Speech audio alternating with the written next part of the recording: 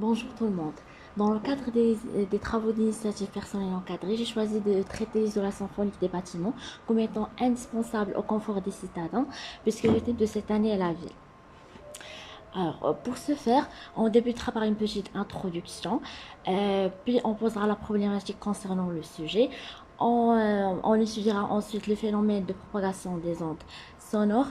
Ensuite, on introduira quelques isolants acoustiques pour amortir leur transmission. Euh, Par la suite, on procédera à l'exploitation des résultats de l'expérience et des deux simulations pour aboutir enfin à une conclusion.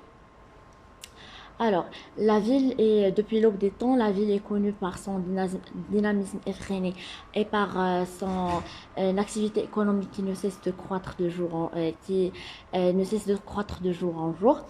Le recours à l'isolation acoustique est devenu une nécessité, voire une obligation, afin d'améliorer le confort des citadins.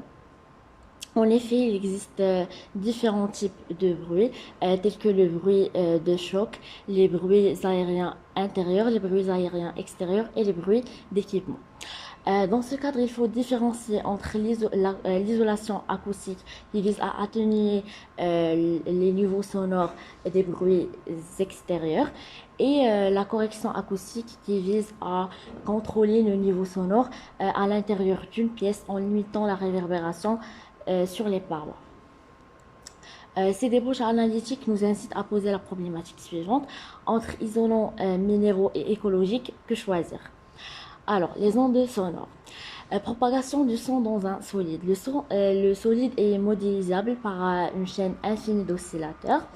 Et donc, en notant la position de l'atome Na à l'équilibre par X équilibre, qui est égal à Na, on a la position de l'atome hors d'équilibre, Xn de t est égal à Na plus Un de t, avec Un de t le déplacement de l'atome hors d'équilibre. On obtient l'équation d'Alembert qui traduit la propagation des ondes sonores. Alors, propagation du son dans un solide. Alors, en utilisant la loi de Hooke qui définit le déplacement, la force D2F qui est nécessaire à appliquer pour déplacer un solide d'un déplacement UX de T. D2F est égal à Y fois la dérivée première de E par rapport à X fois D2S. Avec les mêmes notations de la figure précédente, on a d de f est égal à k sur a fois la dérivée première de e par rapport à x fois d de s. Et donc, par analogie, on a le module ion qui est égal à k sur a. Pour la propagation du son dans l'air, on utilise l'équation de conservation de la masse, le caractère isentropique des transformations et l'équation du mouvement, équation de l'air, pour obtenir les équations de D'Alembert qui traduisent le phénomène de propagation du son dans l'air. Alors, pour les caractéristiques de ces ondes, on a l'impédance caractéristique du milieu, en fait, qui caractérise la résistance du milieu au passage des ondes sonores, l'intensité sonore qui est égale à I est égale à le module du produit de la pression fois la vitesse, et la puissance sonore euh, qui est égale à la double intégrale du produit scalaire du vecteur de Poisson fois la surface élémentaire des 2S. Alors, on a différents niveaux sonores: niveau d'intensité acoustique, niveau de pression acoustique et le niveau de puissance acoustique. Alors, on utilisera dans cette étude le niveau d'intensité acoustique qui est défini par 10 fois le logarithme de I sur 10 à la puissance moins 12. 10 à la puissance moins 12, c'est l'intensité de l'onde sonore qui est l'intensité minimale de l'onde sonore perçue par l'oreille humaine. Donc, lorsqu'une onde percute une paroi, elle se divise en trois catégories: une onde absorbée, une onde réfléchie et une onde transmise. En passant à la représentation complexe, alors pour l'onde incidente, la surpression est notée PI est égale à P exponentielle J oméga T moins K prime X, et la vitesse des particules VI est égale à P sur Z prime exponentielle J oméga T moins K prime X UX. suivant UX. Donc, pour l'onde réfléchie, on a les mêmes expressions, mais avec on remplace le moins par un plus, puisque la propagation se fait pas ne se fait pas progressivement, mais régressivement. Et pour l'onde transmise, on a un plus k seconde x.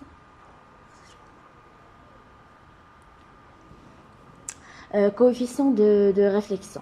Le coefficient de réflexion R est égal à PR sur P et le coefficient de transmission T est égal à PT sur P. En utilisant la continuité de la surpression et du débit volumique, on obtient les deux expressions de T et R et le coefficient de réflexion en puissance, il est défini par R est égal à l'intensité réfléchie sur l'intensité incidente et le coefficient de transmission en puissance est défini par l'intensité transmise sur l'intensité incidente. Donc, si Z' est égal à Z seconde, on a une transmission totale. Donc, d'où la nécessité d'une isolation phonique efficace pour amortir la puissance transmise. Pour les indices utilisés dans le cadre de cette étude, il y a l'indice d'affaiblissement brut par bande d'octave. R est égal à LE moins LR. LE, c'est le niveau sonore émis et LR, c'est le niveau sonore reçu en laboratoire. Par contre, D est égal à LE moins L'R.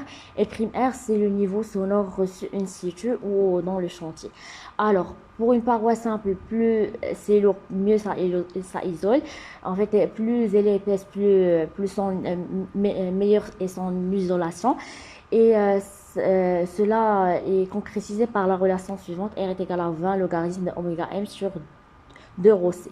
Alors, pour la paroi double, son indice d'affaiblissement acoustique est plus supérieur à l'indice d'affaiblissement d'une paroi simple, mais son expression est plus complexe et dépend des matériaux utilisés dans la paroi double.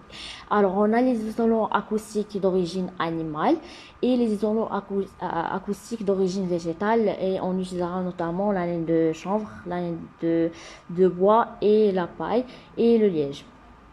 Alors, pour les isolants acoustiques minéraux, la laine de roche et la laine de verre, ce sont les isolants qu'on va utiliser dans les simulations. Alors, pour l'expérience, on va mettre en évidence l'isolation du liège et de la laine de bois. Alors, pour le protocole expérimental, j'ai utilisé un GBF que j'ai relié à un haut-parleur pour générer une onde acoustique, et j'ai mesuré le niveau sonore en aval de la paroi ou le niveau sonore transmis à l'aide d'un sonomètre. Donc, les matériaux utilisés sont, en fait, on a le liège et la laine de bois. Et en fait, j'ai mesuré le niveau en aval pour une paroi double vide, puis une paroi double avec un isolant, avec le liège, et avec de la laine de bois. Alors, pour les résultats de l'expérience, on en déduit que l'utilisation du liège et de la laine de bois est plus efficace que l'utilisation d'une paroi double vide avec du vide uniquement. Et donc, on en déduit l'isolement acoustique brut par bande d'octave par la relation qu'on a définie précédemment. Alors, pour la première simulation, j'ai mis en évidence l'influence de l'épaisseur de la paroi. Donc, plus la paroi est épaisse, plus son isolation augmente. Et en fait, pour la paroi double avec du vide, en fait, son isolation est plus efficace qu'une paroi qu'une paroi simple, pardon, puisque la courbe bleue, elle représente l'isolation de la paroi simple. Et en introduisant des isolants comme la laine de verre et la paille, on remarque que leur isolation est plus efficace que la paroi double avec du vide. Et en fait, avec de la paille, elle est légèrement légèrement égale à celle de la paroi double avec de la laine de verre. Alors, en réitérant le processus pour les autres matériaux, on, euh, on, on en déduit le graphe suivant. Et donc, on peut dire que l'indice d'affaiblissement acoustique de la paroi double avec euh, du chanvre, de la ouate de cellulose et de la paille sont presque égaux, alors que celui de la laine de bois les dépasse largement. Et en fait, il reste supérieur à celui du vide. Pour la deuxième simulation, alors on a une maquette d'un logement collectif. Et en fait, on va étudier cette paroi-là qui sépare entre les deux séjours. Alors, si on suppose qu'on a une onde sonore, ou bien un son qui est émis du séjour à 22, alors on étudie sa transmission au séjour 21. Alors, on a une transmission directe et une transmission latérale. Et également une transmission par le corridor. Alors, donc on peut tracer le graphe suivant et donc on en déduit que l'indice d'isolement acoustique, l'indice d'isolement acoustique de la ouate de cellulose, du chanvre et de la laine de verre sont presque égaux, alors que celui de la laine de roche les dépasse légèrement dans une certaine gamme de fréquences. Alors, comme comparaison, en fait, l'empreinte écologique de l'isolant minéral elle est plus importante que l'isolant biosourcé. Et en fait, donc pour la durabilité, ça dépend du traitement des deux isolants, soit minéral, soit biosourcé. Et pour le coup, alors pour l'isolation, soit thermique, soit acoustique, elle est bonne ou élevée ou modérée des deux côtés. Et pour le coup, en fait, le coût de l'isolant biosourcé est plus élevé. Mais en fait, pour avoir une ville plus durable, il faut lever le pied, il faut choisir, il faut investir et il faut choisir les isolants biosourcés puisque leur isolation elle est presque ils sont aussi performants que les isolants minéraux. Et en fait, ils sont écologiques, donc euh, on doit avoir l'initiative de les choisir. Et donc, tous unis pour une ville plus paisible et plus durable. Merci pour votre attention.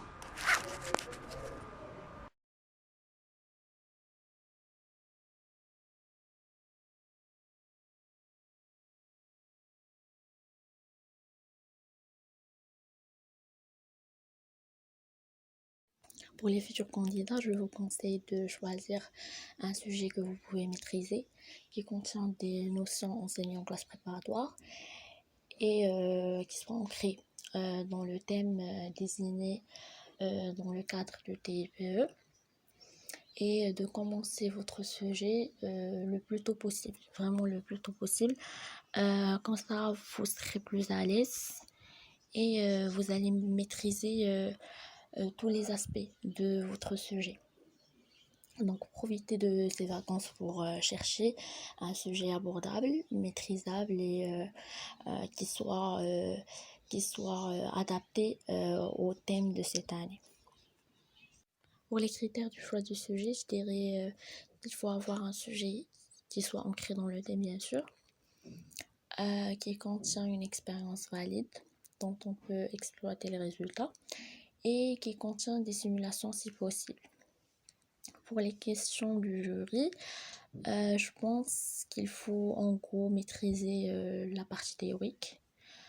Donc il faut avoir le réflexe de justifier chaque équation, chaque hypothèse incluse dans votre présentation et, de pouvoir justifier l'utilisation de telle ou telle grandeur et de savoir les ordres de grandeur des grandeurs justement utilisées dans votre présentation. Pour l'expérience, il faut savoir, il faut maîtriser le protocole expérimental, savoir exploiter les résultats de l'expérience, justifier sa validité, décrire précisément l'objectif de l'expérience. Et pour les simulations aussi, il faut maîtriser leur objectif. Et pour la conclusion, il faut avoir une conclusion qui répond à la problématique et une conclusion qui soit une sorte de récapitulatif pour toute la présentation. Et donc pour la problématique, il faut qu'elle soit valide, c'est le socle du sujet, et d'avoir une problématique plus ou moins originale. Lorsque je dis original, ça ne veut pas dire chercher un sujet qui soit que personne ne va penser à traiter. Et si vous pensez à ce genre de sujet-là, ça sera la plupart des cas un sujet qui sera vraiment très compliqué. Donc ne pensez pas, ne cherchez pas midi à 14h. Et donc pensez à un sujet qui soit vraiment abordable, dont la problématique n'a pas été traitée précédemment, ou dont la problématique peut être traitée d'une autre manière, à votre façon. Et c'est ça notamment la valeur ajoutée, parce que en fait le TIPE c'est un travail qui demande l'initiative du candidat, et c'est pour ça qu'il doit contenir une valeur ajoutée et qui soit la vôtre, et pas celle d'un autre candidat dont dont vous avez copié le sujet. Donc il faut vraiment que ça soit personnel, et c'est vraiment le jury va savoir, en fait il va savoir que vous êtes celui qui a élaboré la présentation. Donc pensez à un sujet que vous pouvez maîtriser. Je l'ai déjà dit, je le redis parce que c'est vraiment essentiel. Pensez également à anticiper les questions du jury en fonction des notions abordées dans votre présentation, et le réflexe aussi d'évoquer les limites de votre sujet. C'est une autocritique qui est vraiment appréciée. Je vous recommande notamment de rédiger vos présentations orales, surtout pour ceux qui ne maîtrisent pas vraiment le français. Comme ça, ils seront plus à l'aise et moins stressés en présentant leur sujet. Et aussi de le présenter plusieurs fois, comme ça vous allez respecter les 15 minutes octroyées aux candidats pour faire leur présentation orale. Et je vous souhaite une bonne continuation et que de la prospérité, de la réussite, Inch'Allah, dans vos études.